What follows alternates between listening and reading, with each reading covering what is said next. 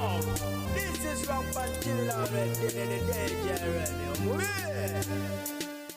A very good afternoon, ladies and gentlemen. My name is Mulindwa Ryan Chibedi, the founder of an organization called Poor Child Uganda. Ndi musanyufu nnyo okubanga nate ndi wano olwaleero ku page ya Muhammad Ssegirinya fans page. Viva, viva, viva Honorable Ssegirinya Muhammad. Believing in yourself is something very important. Okwekililizamu bannaye ensonga nkulu nnyo nnyini ddala. Mu mbeera nga tewali yakukkiririzaamu abooluganda ab'ekitiibwa bannyinaze ab'obuwala n'abaana ab'obulenzi baganda bange, oteekeddwa okubeera nga ggwe wennyini wekkiririzaamu. Nga maama, ng'omuntu yenna akuliraanye, omukyala, nga tewali yakukkiririzaamu, you must believe in yourself. You must believe in yourself, no matter where you're coming from, no matter the age, no matter what, oteekeddwa okubeera nga wekkiririzaamu. Oyina kwekkiririzaamu gwe ng'omuntu. Ebbanga ly'omala nga wekkiririzaamu ebintu bingi nnyo nnyo bibeera bigenda kukyuka. Ebbanga ly'omala nga wekkiririzaamu odduka sipiidi ez'amaanyi. Oyinza okuba oyita mu kusoomoozebwa olwaleero mu mirimu gy'okola, ovumibwa, onyoomebwa, naye kasita wekkiririzaamu. Kasita wekkiririzaamu, buli kimu kiba kigenda kutambula bulungi, buli kimu kiba kigenda kudduka misinde, buli kimu kiba kigenda, Katonda aba agenda kukutuusa awantu g'otasuubira. Ekikulu kya byonna kwekkiririzaamu. Change abasinga bwe yekkirizaamu olwaleero enkyaggwamu amaanyi. Njagala tukkirize nti change is a gradual process. Change is a gradual process. It is not something kyogenda okukeera ku makya olowoozeeko enkya kibeerewo. Era toggwanga mu maanyi olw'okuba kyokkiririzaamu olwaleero ekawungeezi ku makya ekawungeezi ate tekibaddeewo. You must stand n'ogamba nti kino kyenzikiririzaamu, nowekkiririzaamu nti kijja kubaawo era kimala ne kituuka. Kubeeranga kusaba. Oyinza okukeera ku makya n'osaba Mukama Katonda abeeko byakuyamba, abeeko byakuwonya. N'osaba nnyo nnyo nnyo nnyo nnyo nnyo nnyo nnyo.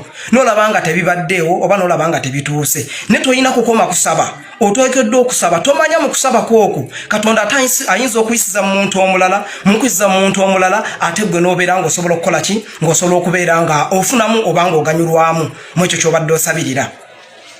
I want to give you an example, and it's a clear and a live example of our Honorable Muhammad Ssegirinya, Ssegirinya Muhammad, Honorable, alinza okulayira mu ddakiika entono nnyo. Nti ffenna tumanyi wa gye yatandikira. Yatandikanga mukubi w'amasimu. Mubeeramu okusomozebwa okw'amaanyi, mubeeramu okuvuma, mubeeramu okuwalampa, mubeeramu obuzibu obw'amaanyi, ne tiyassa mukono.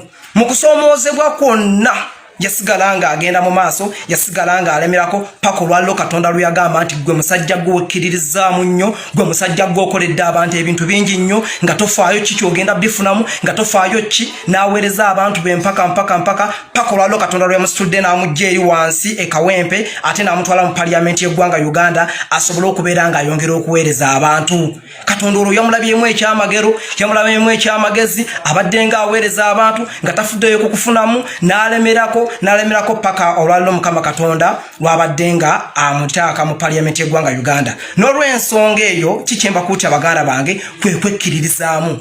Wekkiririzeemu. Oli kadaama oli ku kyeyo okola kyeyo, wekkiririzeemu.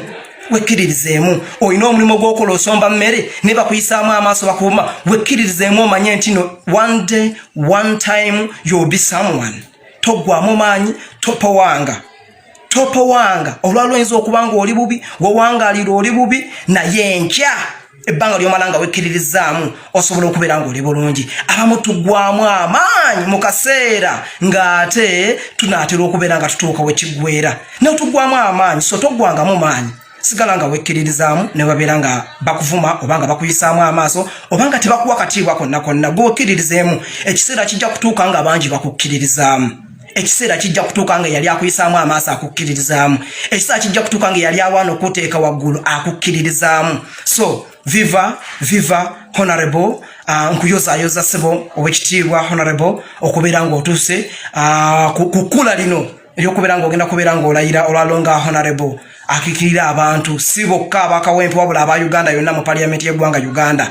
so nkakasa nti oli kyakulabirako kirungi nnyo ku baana ab'obuwala n'ab'obulenzi abato n'abo abakuze nti okwekkiririzaamu nsonga nkulu kubanga gy'ovudde wamanyikiddwa tuwameresa obumeresinga bijanjaalo nkya n'ojja n'obeera leero wooli wabula wekkiririzaamu olwaleero y'ensonga lwaki oli ekyo ky'oli n'olw'ensonga eyo believing in yourself is something very important.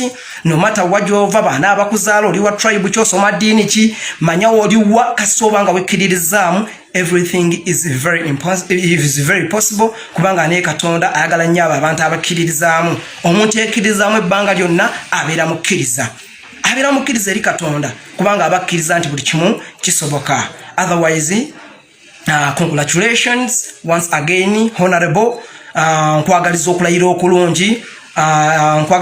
okulungi okwanna maddala. Amanya Ryan Mulindwa Chibedi, the founder of an organization called Poor Child Uganda. Yoga honorable yoga oekitiibwa.